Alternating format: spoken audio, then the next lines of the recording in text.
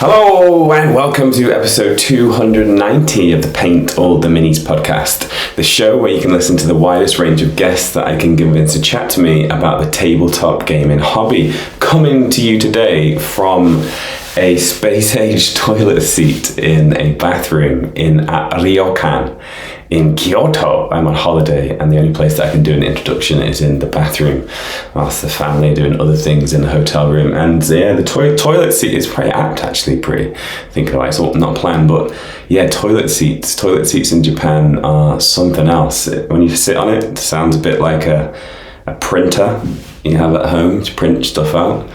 And it's got a myriad of different features that you can access as you are sitting on the pan. I'm not going to go through each and every single one of them, but it's kind of like a reason to visit Japan in itself for the bathroom toilet seats. Even down to when you first go in and sit on some of them, they have garden noise. I guess it's like a modesty thing, but you sit down and it's got like tweeting birds and rushing water. I guess it's so that people can't hear you straining or anything like that, which is pretty strange. So yeah, there you go. That's what I'm doing at the moment in a ryokan. A ryokan is like a traditional Japanese house with you can't wear shoes, and they've got all the paper panels and all that kind of stuff, and they lay your bed out. You haven't got a proper bed. The bed's packed away during the day, and then in the evening time you get your bed kind of folded out and you sleep on the floor. You usually pay less to sleep on the floor, but you're paying loads more to sleep on the floor. It's very bitter, but I'm joking. Yeah, it's pretty good experience. It's a cool experience in itself. But anyway, this week I talked to Anthony of Gergen Games YouTube channel. We do the usual poke around in his hobby past and chat about the interesting points as they pop up as we move towards the current day and his YouTube activities. It was really great talking to Anthony, and I really do hope that you enjoy the show. Thanks, Anthony, for coming onto the show. It was great to get to know you. Don't forget that the fuel for the podcast is genuine interaction and relationships, not advertisements, revenue, or algorithms. So make sure you swing by the Discord server. There's a link in the podcast description, because we'll all love to hang out with you and see what you've been up to, not just painting and gaming, but anything else. Also, if you do need to contact me officially, you can email paintalltheminis@gmail.com, and we really do hope that you enjoy the show. So that's it. That's enough of the pre-ramble.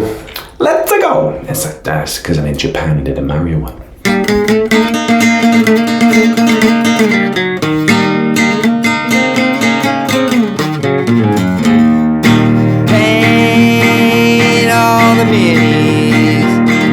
Paint all the minis that you can. And when you paint your minis, listen to that podcast with Dan Adams, that is.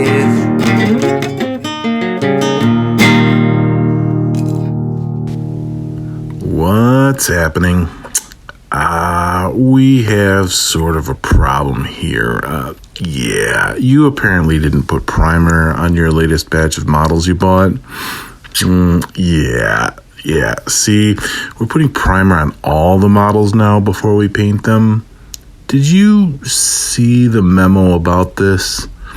Yeah, if you could just go ahead and make sure you do that from now on, that would be great.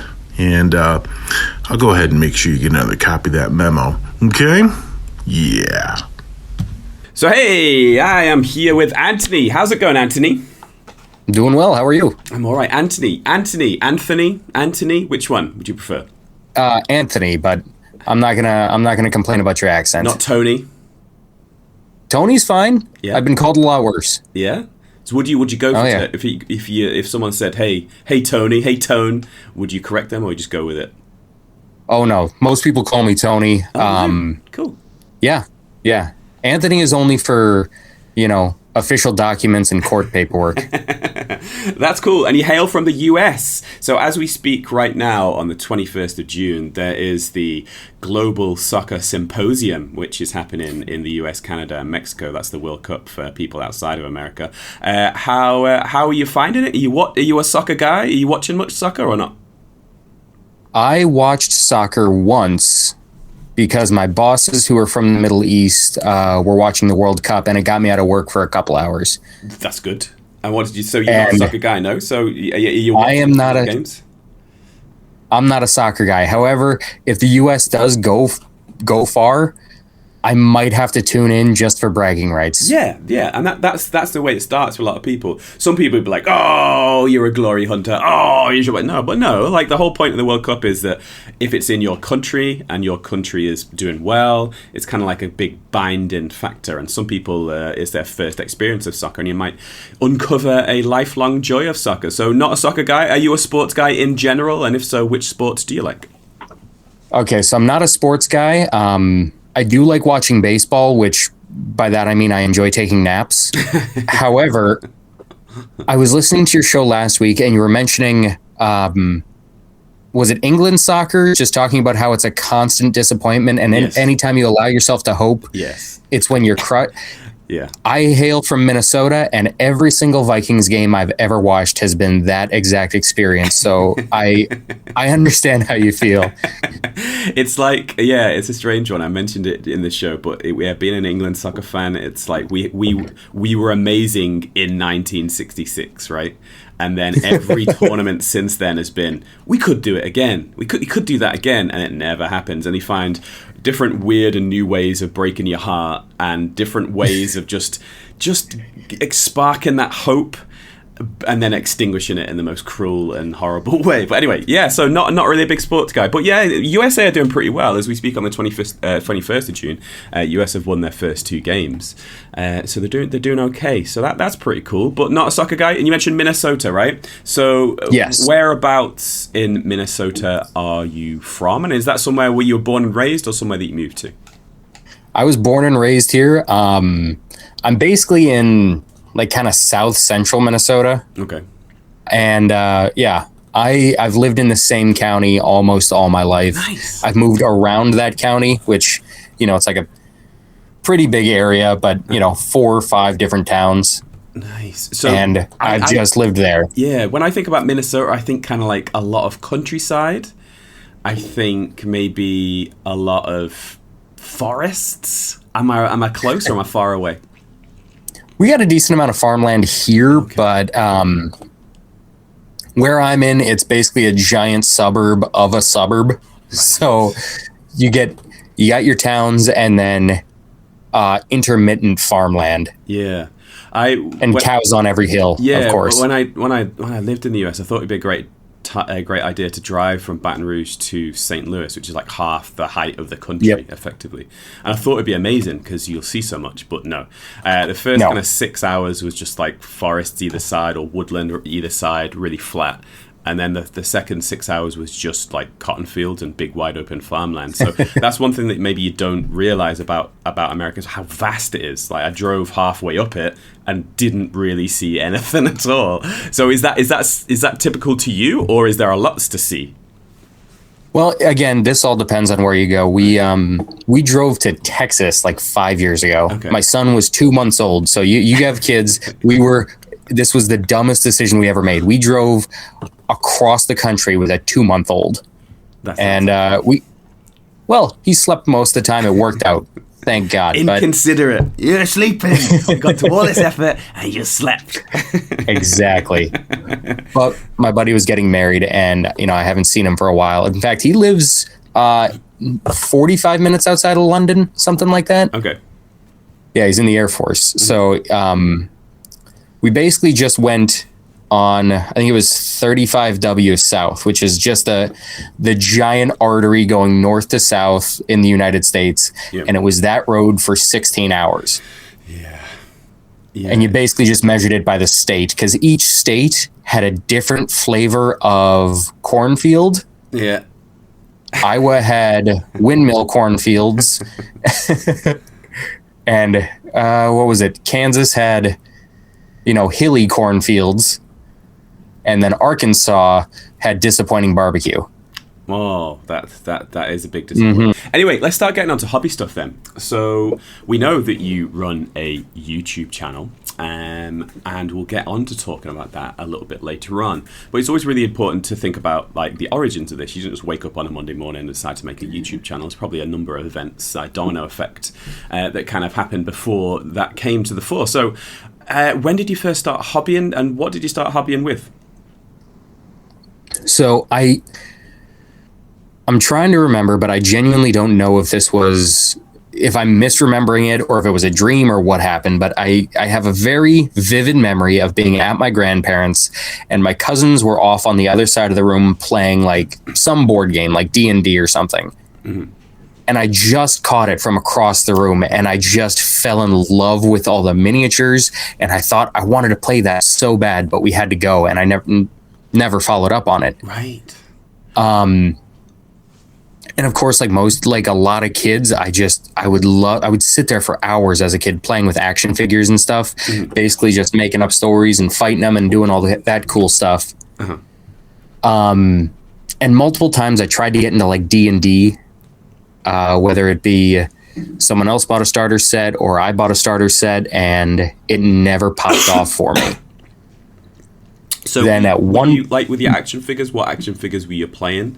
Were you reading? Were you kind of like watching fantasy TV shows, like cartoons and things like that at the time? Like, all the cartoons. Okay. Trying to remember, but it was a lot of action figures that I think they were my dad's, or I got them from people. Like I have a ton of Ninja Turtles. Yeah. And in fact, I saved them for my kids, so now they do the same thing. Nice. That's cool. Oh yeah. Yeah, I'm not a hoarder. No, that's one of the good things. You mentioned that you've moved around the same county, but you'd largely stayed in the same place. That's a big benefit of staying in one spot, that you can kind of keep hold of all that stuff, and probably your parents are still kind of kicking around the area as well, so you can kind of save all that stuff. That's really cool to see them playing with toys that you enjoyed when you were a kid, right?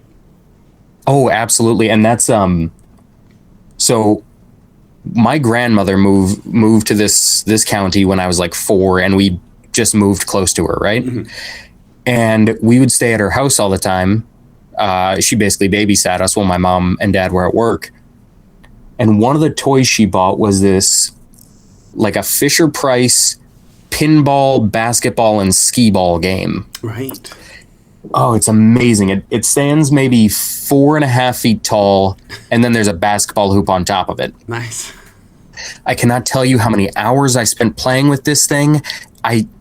It was amazing. It was a pivotal part of my childhood. And then when my children were born, my grandma brought me to her storage container and showed me that she saved it all those years. That's cool. And so they use it every day?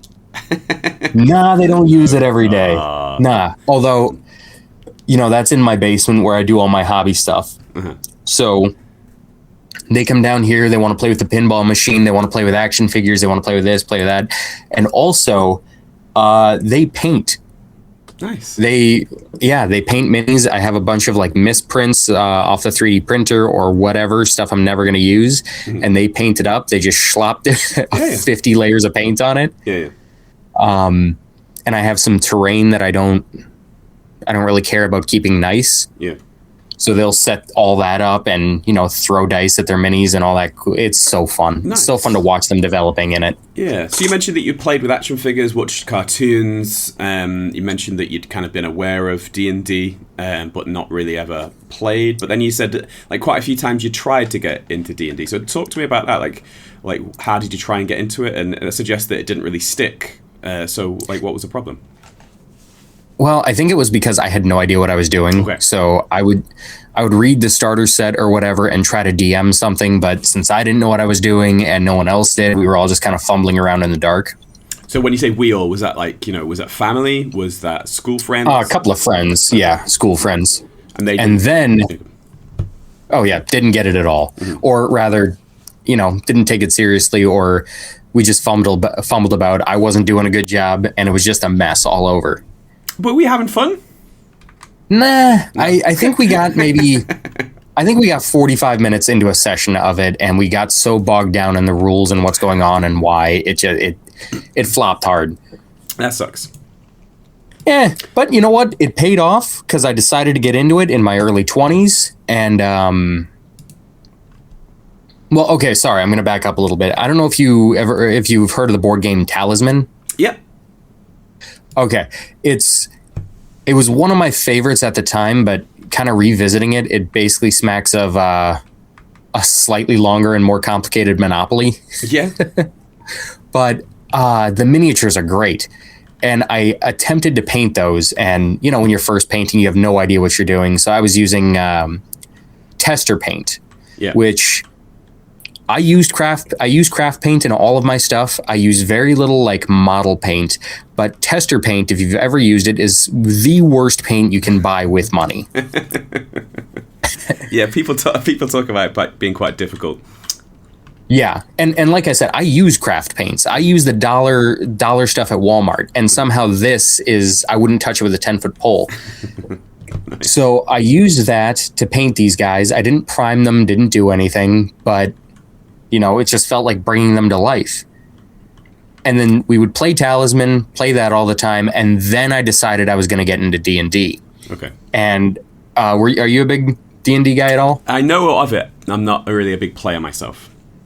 Okay, so I'll try and skip past all the wonky details, but basically, when I did it, I ordered a 3.5 edition player's handbook, and I was using a fourth edition, starter handbook. Mm-hmm. So, again, it's like playing two different games, trying to meld the rules together and having no idea why these make no sense. Yeah. But we did it. We were able to fumble our way through, and that was kind of my first jump into the hobby. Okay.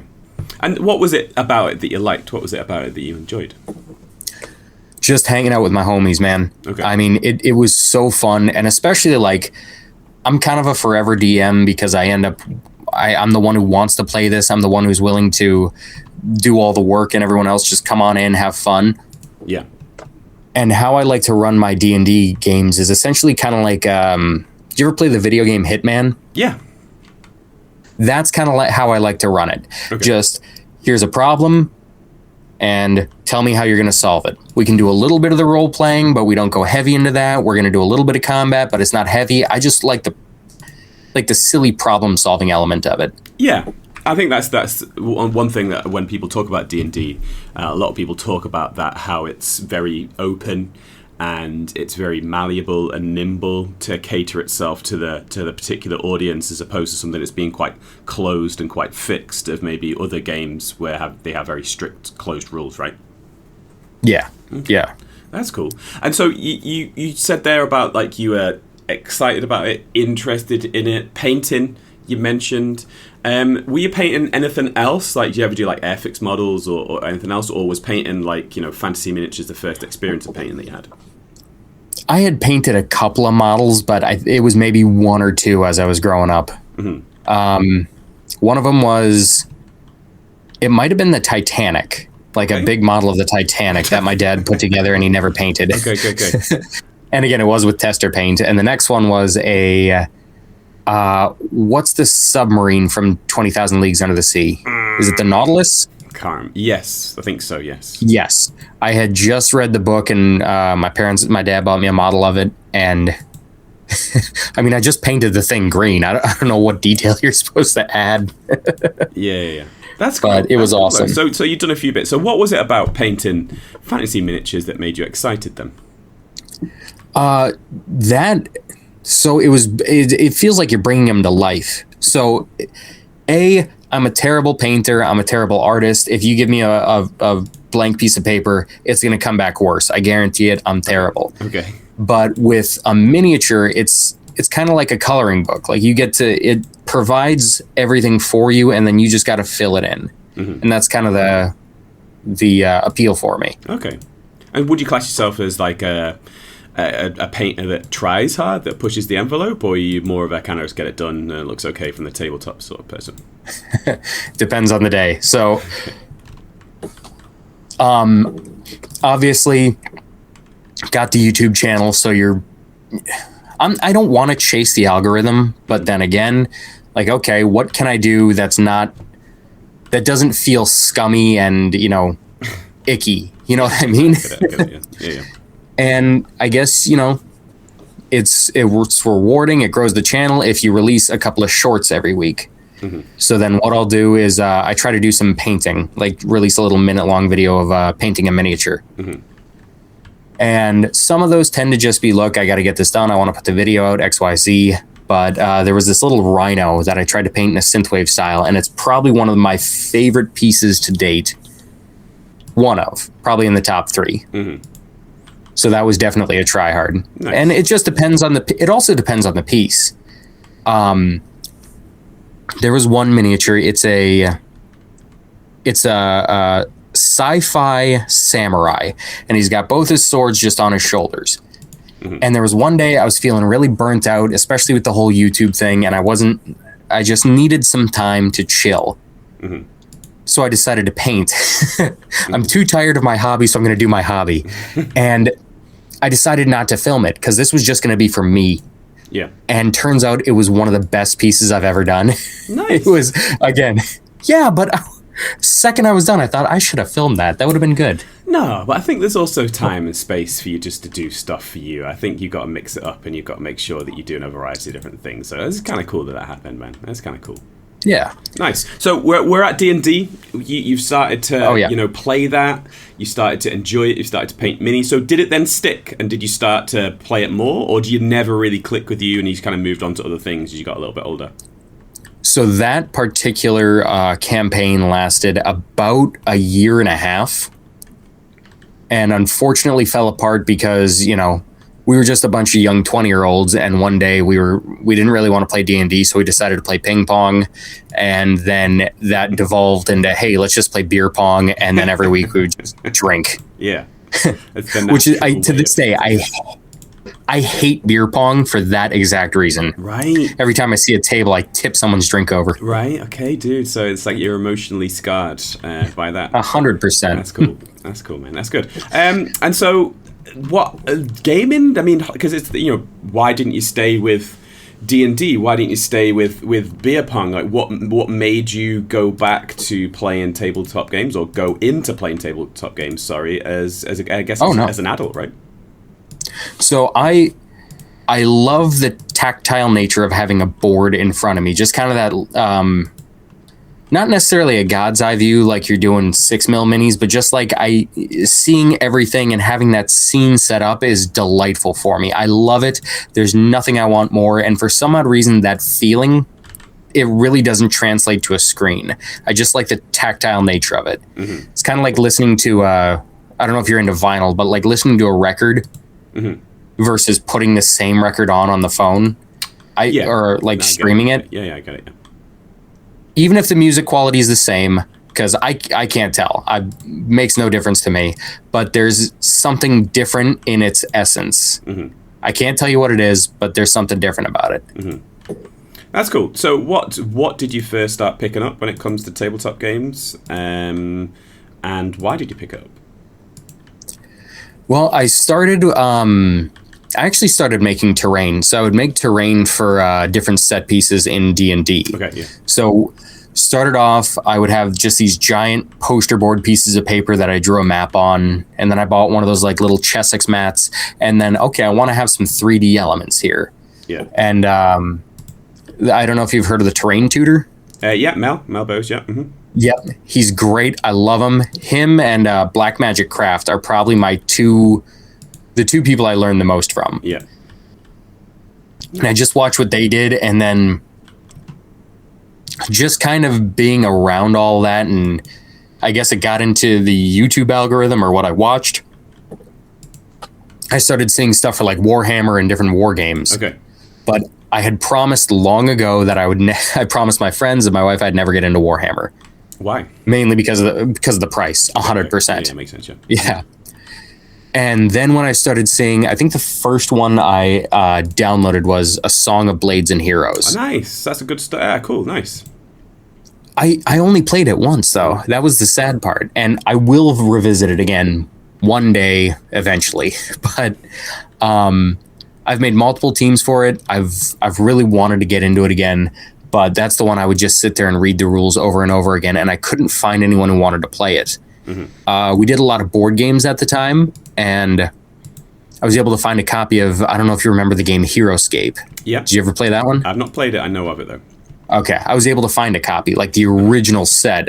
Buddy sold it to me for $70, and we played that 4 or 5 times. That was great, and that was probably really where I looked at it and said, okay, yeah, wargaming is that's it for me. So what was the difference between role playing and tabletop gaming? Because we talked about being very open with role playing, and war games a little bit more closed. So what was it about war games or tabletop war games and Talismans are board games? So that transition from something that's a lot more kind of open to something that's a little bit more strict. Like what do you prefer about war games as opposed to role playing games?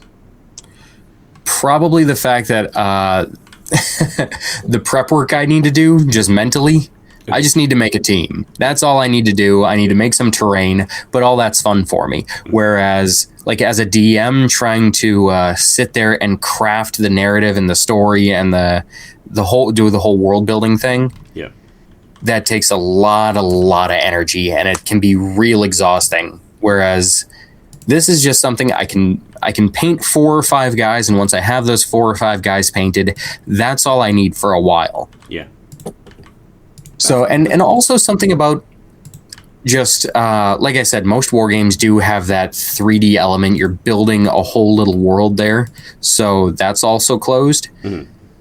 And I don't know. I also like skirmish games because I like my guys to have names and just kind of a basic personality. Mm-hmm. So I think that's kind of where the RPG kind of followed me. Nice. So you said you picked up A Song of Blades of Heroes as like your kind of first entry point. So can you remember when you first saw that?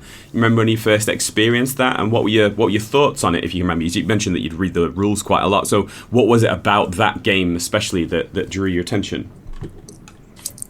That was the sticks. So just the idea. I don't know why I was so scared of a tape measure in the beginning. Yeah. I don't know why it didn't seem right to me. In fact, for D&D, usually when you're doing combat, they say every square is 5 feet or an inch if you want to use tape measures. And when I read that rule, I thought, this is ridiculous. Why would anyone use a tape measure? Yeah. Now there's no way I'd go back to squares given that. Strange how it works, right? I have no idea why. I would have to really meditate on it if I wanted to come up with an answer, and even then it would probably just be silliness. Right. So it was the sticks, that bit of simplicity, and then as a novice, I could see the beautiful elegance in the activation system. Mm-hmm. So just for anyone who hasn't played the game, all miniatures have a quality. So it's 1, 2, 3, or 1 through 6. And when you activate them at the beginning of your turn, you choose how many actions you want them to take. They can take 1, 2, or 3. You roll that many dice, and however many dice either are under or over, I forget it is, their quality stat, that's how many times they get to activate. But if you fail 2 of those rolls, your entire turn is over. Mm-hmm. So even as someone who's never officially played one of these games, I could see the sheer elegance of it. Mm-hmm.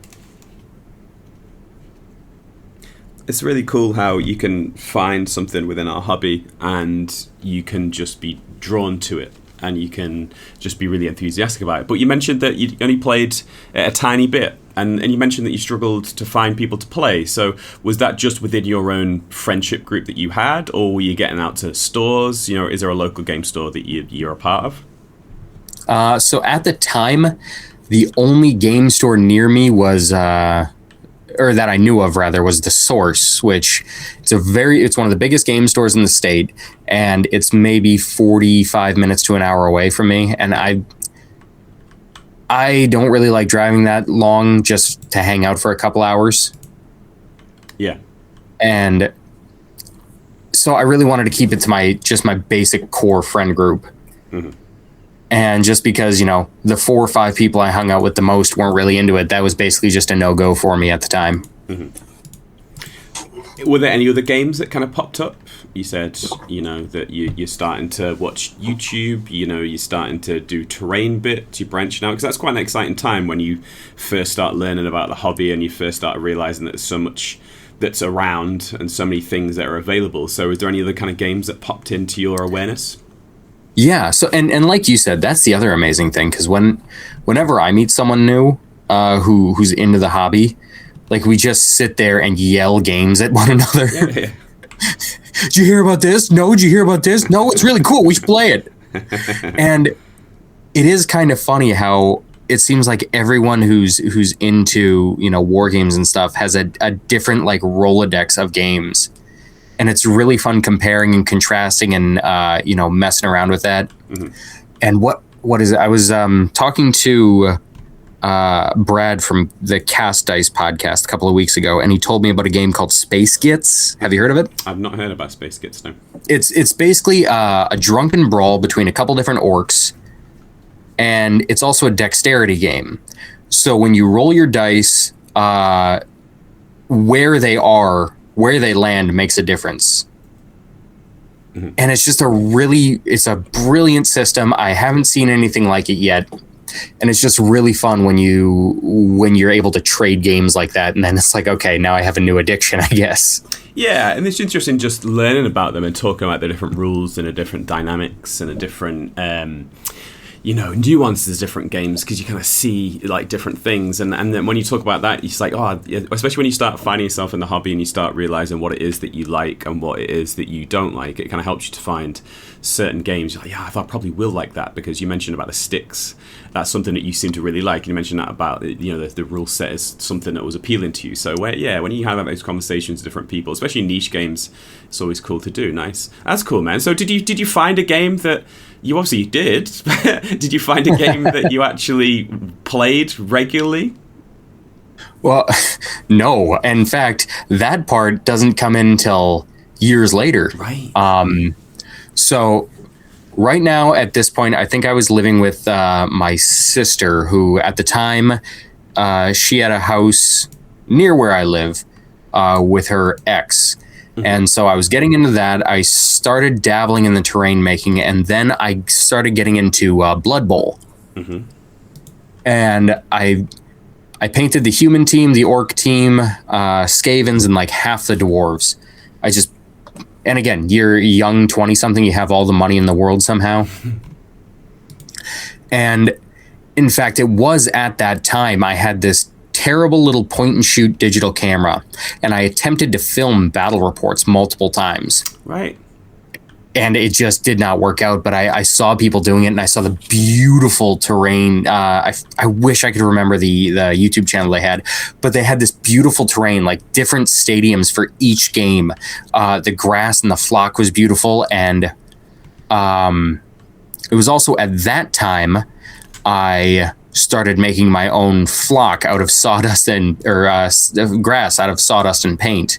Mm-hmm. I made my own field for Blood Bowl, did all this stuff, and I think I played one game of it against someone else, like actually with somebody else. Mm-hmm. And I'm trying to remember when I actually got to start playing, but man, it was a while, because then we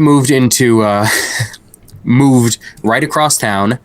A couple years later, I bought a 3D printer, and I was painting all the time, printing every second of the day, and still not playing any games. But that's roughly about when one-page rules started banging. Well, before we start talking about sorry. that, no, it's good. Like, before we start talking about that, you've mentioned a few times that like creation of content that seems to be quite a high priority, and it's not neither more positive or negative than anything else, but it seems to be like wanting to capture what you are doing is quite a relevant thing to you. Would you agree? And what was it about that saying, I want to do this myself, but I also want to share it? Like what's making you want to do that?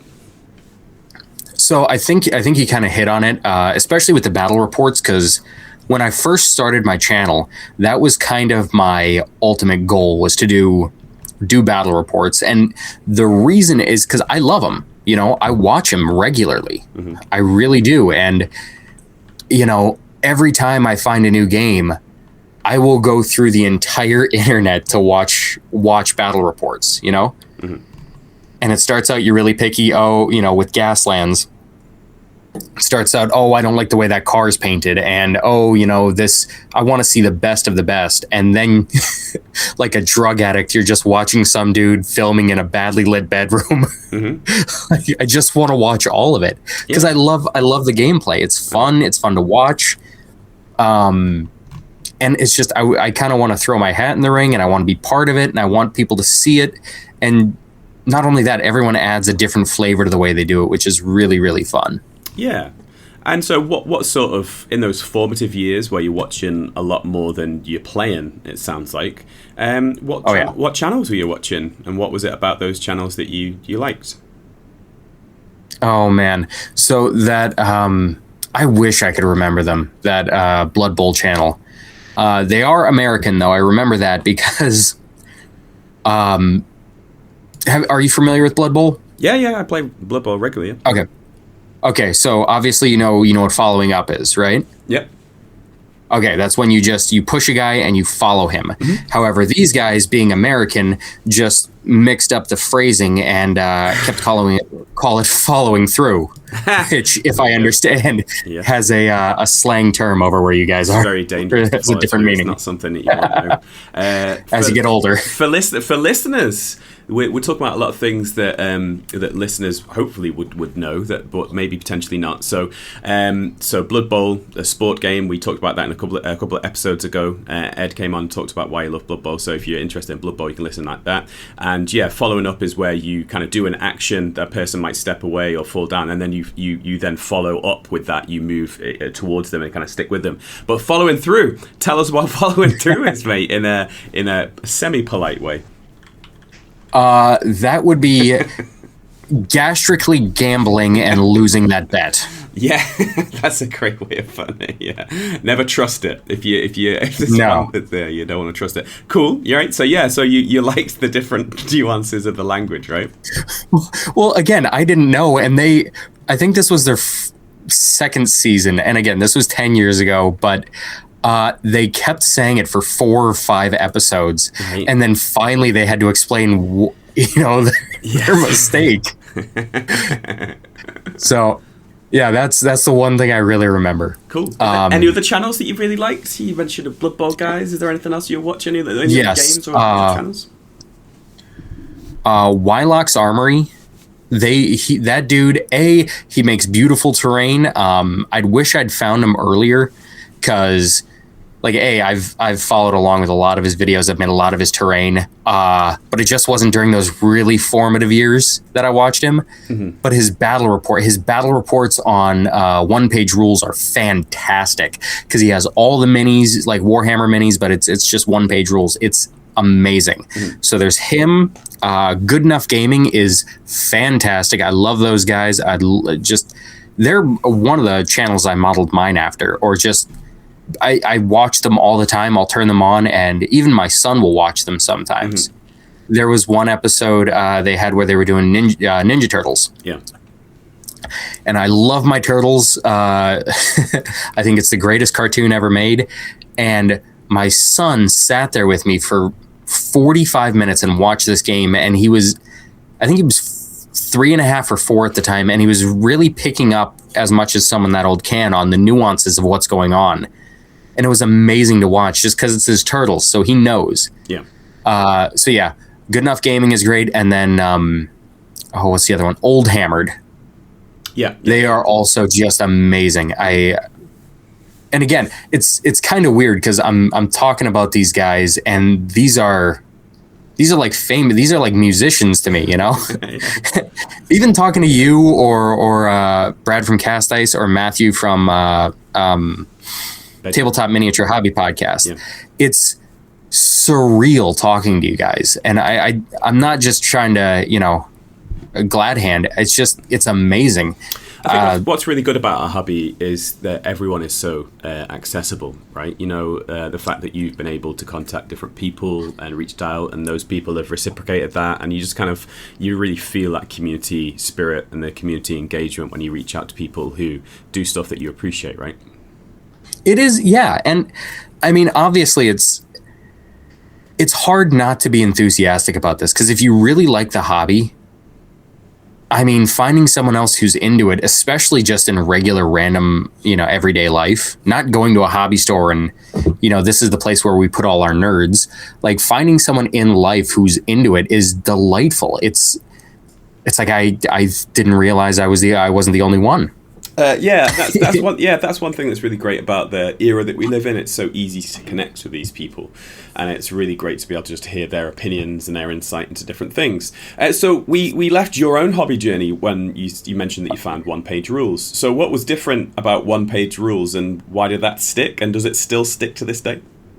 Yes, sir, it does. Now, the thing about one-page rules, obviously, it's great, it's elegant. I could talk about how amazing it is all day. The fact that, if you're vaguely familiar with war games, you can fit all the rules onto one page and you can understand it.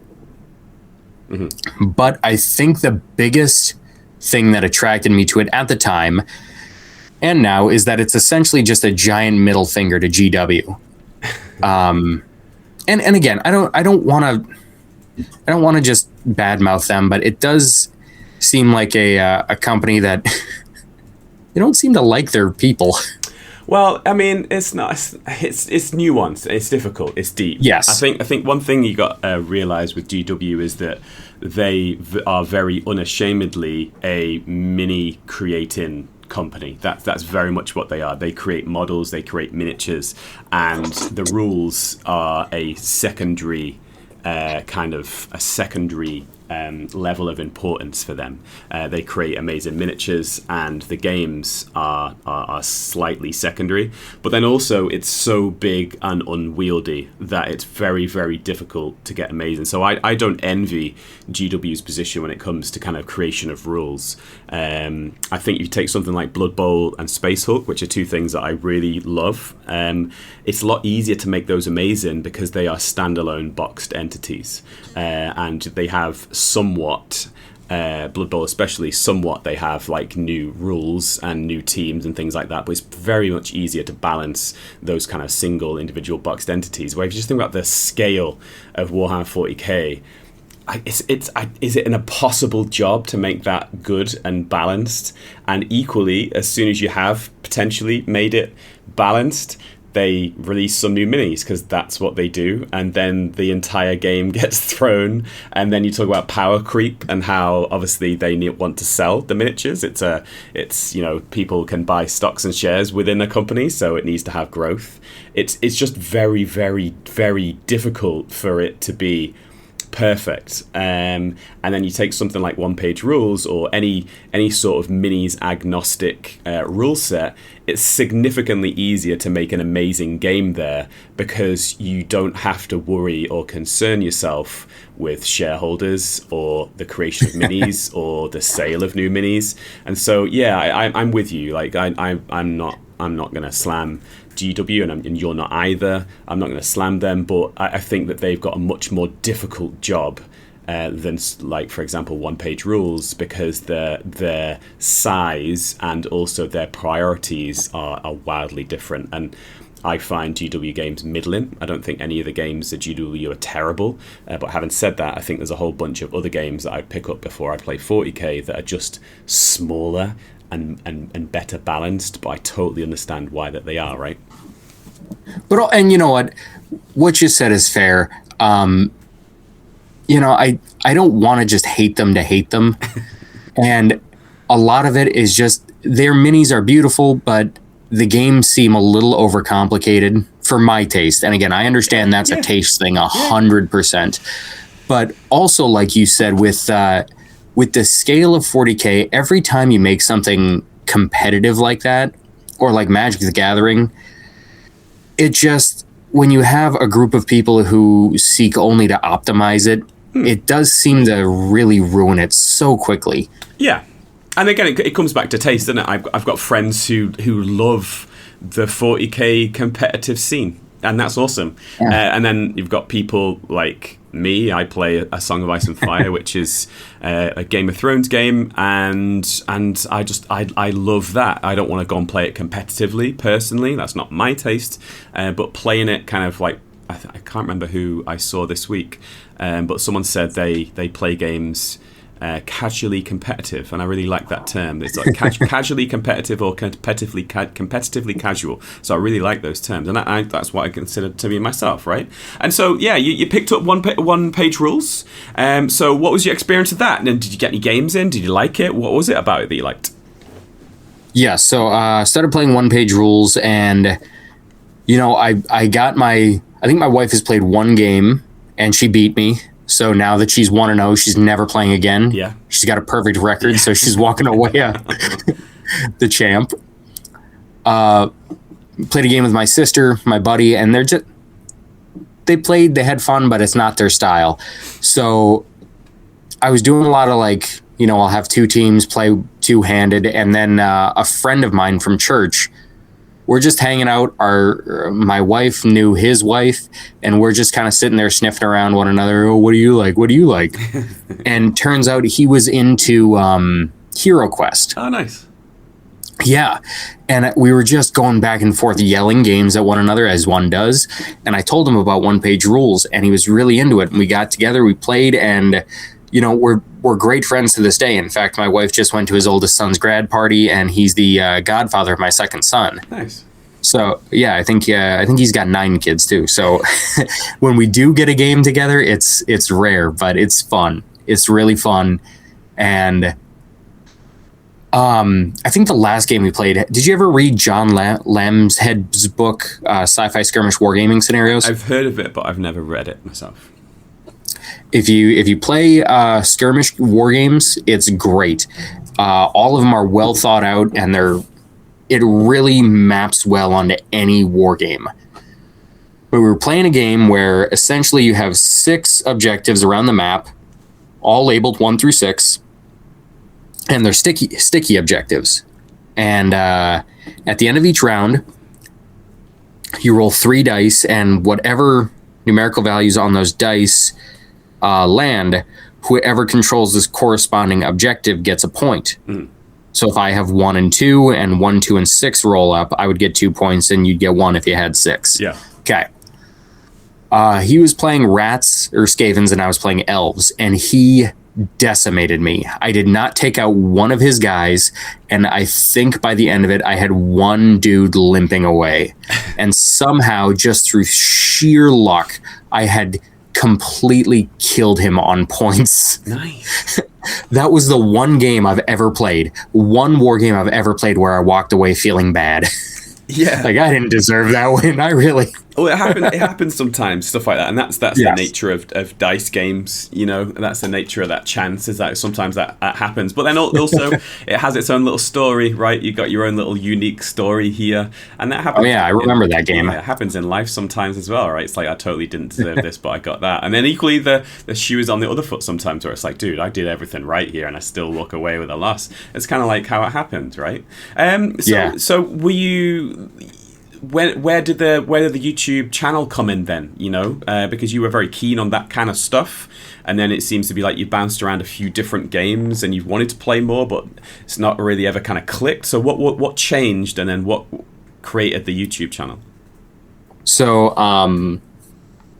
I was in this church group. It was basically for a really hardcore, intense Lent. So, you're fasting from, TV, and you're working out and doing all this stuff. And it's brutal, but, you're supposed to meditate, study, and do a lot of praying. And then every week we'd come back together. Mm-hmm.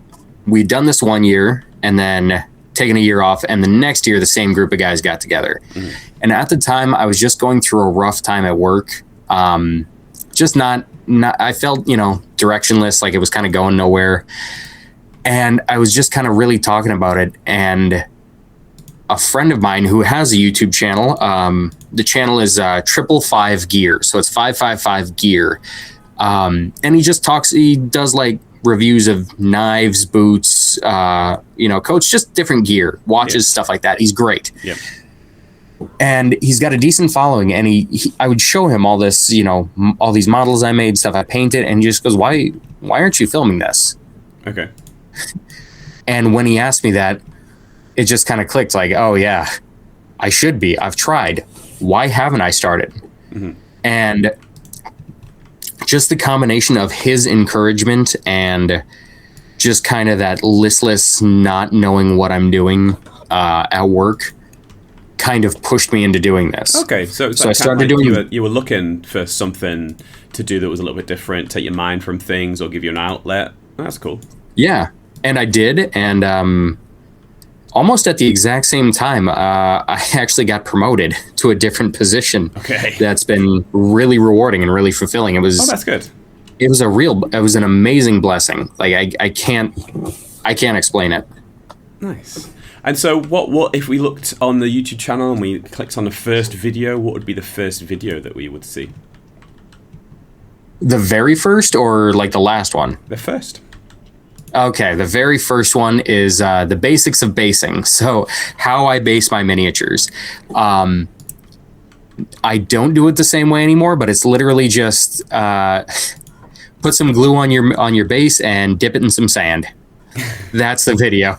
Nice. Or yeah, and okay, here's how you paint it with sand. Here's how you do sand and then make it look like water, which it did not look like water. Mm-hmm. And then I did one, and I still do this to this day. I mixed Mod Podge mixed with black paint with some coffee grounds, and then it makes a texture paint. Mm-hmm. And then you just smear that onto the base, and it creates this really cool, craggly looking like space, like almost a volcanic style base. Mm-hmm. So that was my first video. But again, I I don't judge my old videos because I go back and watch them. I am ashamed to admit this, but I can't not because it feels dishonest. I will actually go back and watch my old videos, and the really shameful part is I laugh hard. I don't think there's anything shameful about that. You know, I think it marks a point in your journey. I say hobby journey, but I don't mean like hobby painting and playing. I mean hobby as in like the creation of content, right? So I think it's important to be able to go back and have a look at those. And I think that you can see it and laugh about it and not get too caught up with it and or take it too seriously is something that's really positive, man. So that's cool. Oh no, I mean, I'll laugh at my own jokes. That's the sad part. Okay. Yeah, no, that's good though, because at least you know you're entertaining at least one person, right? Absolutely. There are two people, me and my dad, because my sense of humor was inherited from him. So, and so, how did that video go? How did potentially subsequent videos go, and did it go how you expected? Was it unexpected? Tell us about how you're feeling, because you know when you create stuff and kind of let it out into the environment, it's very different from just doing it within your own house. So how did you feel when you put all that stuff together? So I probably spent about 2 weeks putting it together. The last video, so the very first video I made, I didn't release until last week. But it was just me playing around with all my minis and trying to learn how to film, just experimenting with that. And, you know, I showed a couple of people, but it was inherently silly in what I was doing. I was just, you know, doing action shots of all my toys. Mm-hmm. But the first video I put out, I remember I'd finally finished it up, and I went to show my sister, who, if you don't mind, I'd like to give her a shout out because she is an incorrigible copycat and decided to make a YouTube channel like her big brother. But it's called Voices from the Abyss. She does scary stories that kind of center around like creepy ocean stuff. Yeah. It's great to listen to, especially when you're painting, if you kind of want to be unsettled. But she's great, has a good voice. Her stories are awesome. But I showed her my first video, and that was the barometer. And the reason she, in particular, is my barometer is because do you have siblings? Yes, 2. Okay, so you know that they will be brutally honest with you, and they will not let you get away with being terrible without knowing about it. And that's what I needed. I needed to run it by her because, okay, if she gives this the stamp of approval, then I know there's something here. And she did. Mm-hmm. So I put it out, and the reception was pretty mediocre. But again, that's a first video from a completely unknown channel. So her, my mom, my dad, you know, my whole family subscribed. And then it really just slowly picked up. It was... some would do better, some would do worse. And then I think the first really big video, big quote unquote, is my video on how to make war game mats. Yeah. Which, spoiler, it's literally just a painter's drop cloth that I've spray painted in an assortment of colors. That's it. But it works, and I've tried 100 different ways to do this. I've used foam board, I've used insulation foam, and okay, that's it. I've tried 2 different ways, but the inherent problem with them is that they don't transfer well, or if they're not the right size, they're either too small or they're so big that they're unwieldy. Mm-hmm. Whereas the drop cloth, it's just there, boom, you're done. All you need is different, flavors of spray paint, and it's simple, quick, easy, and cheap. Yeah. And also with my whole channel, that's what I try to do. I try and make it simple, easy, cheap. Mm-hmm. I don't want to tell people about weird esoteric tools they need. I don't want to, have to have you go off on a journey to find some weird, building material. Just spackle, foam, cardboard, and maybe some other stuff. But that's mostly what I use. Cool. And if we look through the kind of the videos that you have, we talked about the first one. What we see, and what would be the sort of videos that we're looking at, and what would be getting people interested? Well, so basically what I do is just focusing on how to make one particular thing. So if my memory serves me correctly, the first one was those bases, and then I did how to make just little rock formations out of foam. And again, really simple. You just cut them to the size you want, glue them on top of each other, and then cut them with a razor blade. Cut the crags out with a razor blade. Okay, super easy. Paint them up nice. They look great. How to make roads out of a corkboard. Bunch of different buildings. And right now I'm working on some trenches. Just, again, foam, sand, Mod Podge, and some popsicle sticks. Yeah.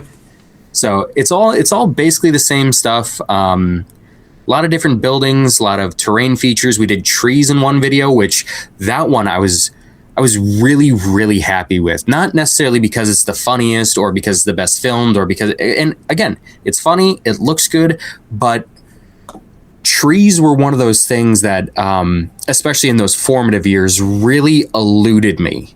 I could not figure out how to make them right. Mm-hmm. I would try wire armatures and clay, which, okay, great. They worked. I made a couple of nice ones, but at the end of the day, making that wire armature is expensive. And also it takes forever. It hurts your fingers it's just brutal.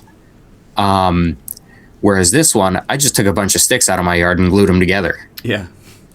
And it really, it turned out. It really did.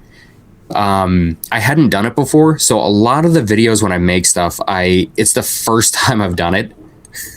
Yeah. So I make all the mistakes on film for you guys.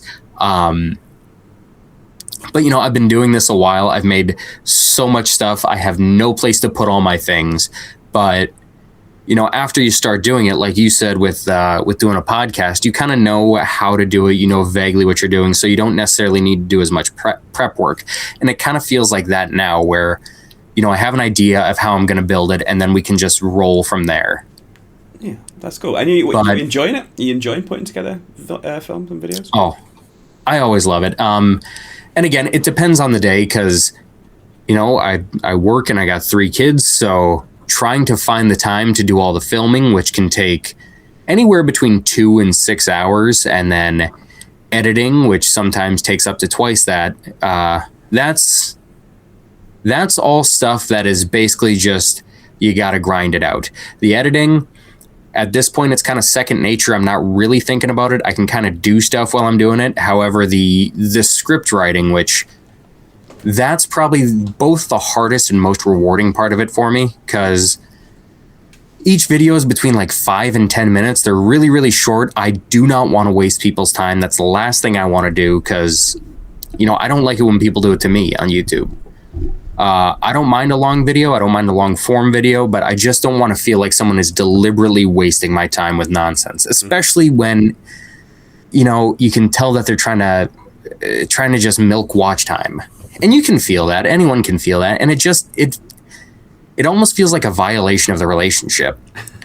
So what I do is I try to do the exact opposite of that and just talk as fast as I possibly can, throw jokes at you like a machine gun, and then be done before you have time to realize that I'm a hack. That's cool, man. That's interesting. It's an interesting way of doing things. So what about the future? You said that you've done terrain stuff. You said that you enjoy putting it together. You enjoy making it like concise and kind of like condensed. But what's going to happen in the future? What sort of stuff have you got coming down the pipe for us? So, like I said, this week on Tuesday, I'm going to be releasing my third one-page rules battle report. So Matt over at Tabletop Miniature Podcast, they're on his Discord, they're doing like a 40-person RPG war game. And I'm doing a series of one-page rule games where I think every month you have to play one war game, and you just, okay, these are this guy, this side is their team, this side is our team. And of the first two, both of the times the bad guys won. But I'm trying to maintain like a kind of a vague overarching narrative. Which in my battle reports, that's kind of what I try to do mostly. I try and not waste your time. I don't want to keep you there longer than you have to. So most of my battle reports also last between 10 and 15 minutes. But yeah, that's what's coming out on Tuesday. And then the week after that, it's going to be, like I said, those trenches, which have been when I made those, obviously, with trenches, if you're going to do something like that on a table, you got to do a lot of them. There's no other option. You can't have a few. Like if I'm making shipping containers, like, yeah, I might want 50 of them, but I can also get away with a video and make 2 of them. And I can have 2 of them on a battlefield. It's not going to bother me. However, if you're doing trenches, so that would mean that your battle mat would be the part where you dug in, and then the raised up edge would be your actual battlefield. You have to have a lot of them.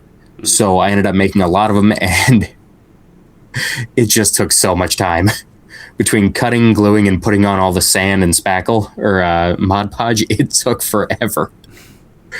So that's going to be coming next week. And then in the future, I think it's going to be mostly just builds and battle reports. That's probably where I'm going to stay in that lane. Maybe a little more painting videos in a long form fashion. And, if I ever get anything, any sort of product or whatever, I would gladly talk about that. But, I don't think there's going to be a whole lot of branching out here. I would really like to do more different games. We're going to be playing Great Helm in a little bit, which looks super fun. I think I told you about Space Gits, which going to be playing that. And then we've done a lot of the Weirdos games. So Space Weirdos and Sword Weirdos. That's probably one of my favorite war games, except for all the other ones. But I just ordered Void Fighter, his dogfighting game. So that looks great. And hopefully, I don't know why it feels ambitious, but I'm really hoping to eventually get a 5 Parsecs from Home campaign going. Cool. It sounds like all really interesting games. All the games that you've mentioned are more kind of niche games off the main drag. They're kind of more like lesser known games, which is fantastic. And it's anyone that's loving those sorts of games, anyone that's promoting those sorts of games, is always really cool, because it'd be very easy to just do the same things that everybody else does, because that's what's popular, and all the attention goes to those ones that are just more mainstream. So it's awesome that you're doing those kind of smaller, lesser known games and championing those, because there's a lot of great rule sets around there. Well, and also I just want to play the games that I like. I'm not, again, I'm not trying to specifically trash GW, but I did buy one of the Kill Team starter sets, the ones with Orcs versus Krieg, and the minis, of course, are amazing. That set of Orcs that look like they're from Nam, it's fantastic. I love them to death. However, the rule set for for Kill Team just didn't grab me. So I never ended up playing it. I've read the book a couple of times and it didn't feel intuitive. Whereas all the other ones, especially 5 Parsecs or Gaslands or for sure the Weirdos games, the rules are elegant.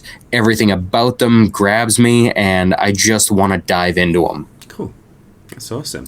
Well, that's unfortunately all we got time for, Anthony. It's been great talking to you. It's been great listening to your insight and your kind of your viewpoint on lots of different things. And I'm sure I speak for all of us at Paint on These when I say we wish you all the very best, and we hope that you continue to create content that we can engage with. Thank you.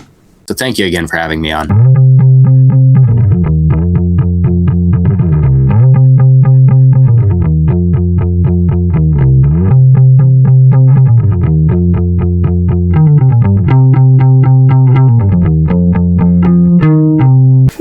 There you go, episode 290 all wrapped up there. I'm not going to stick around because it's echoey and annoying in here, and I've probably annoyed you in the intro with how wobbly and echoey it is.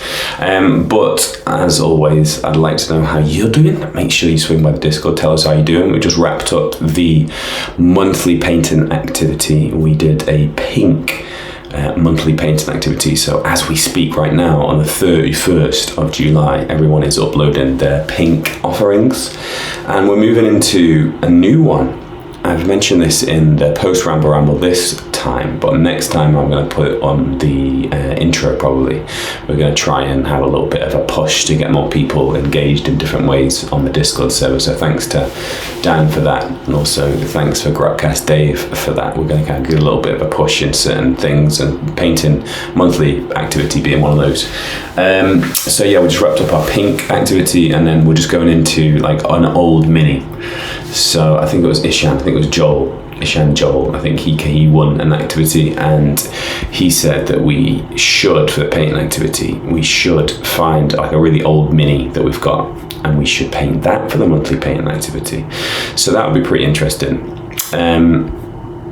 So yeah, get on the Discord server and find an old mini that you've not had for, a look at for a while, something that's at the very bottom of that pile of shame.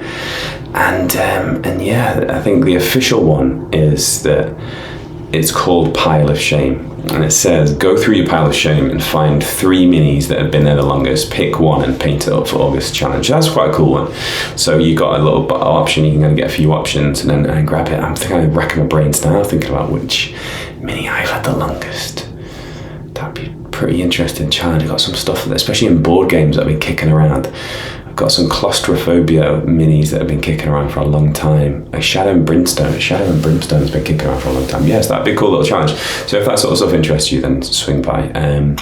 But like I said, I'm not going to kick around any longer because it's really annoying sitting in a toilet doing a post ramble. But I hope you guys are okay. I hope you guys are sticking on level. And if there's ways that we can interact and enthuse and engage you to make life a little bit less dull, then make sure you swing by the Discord and let us know. But anyway, until next time we're together, keep painting.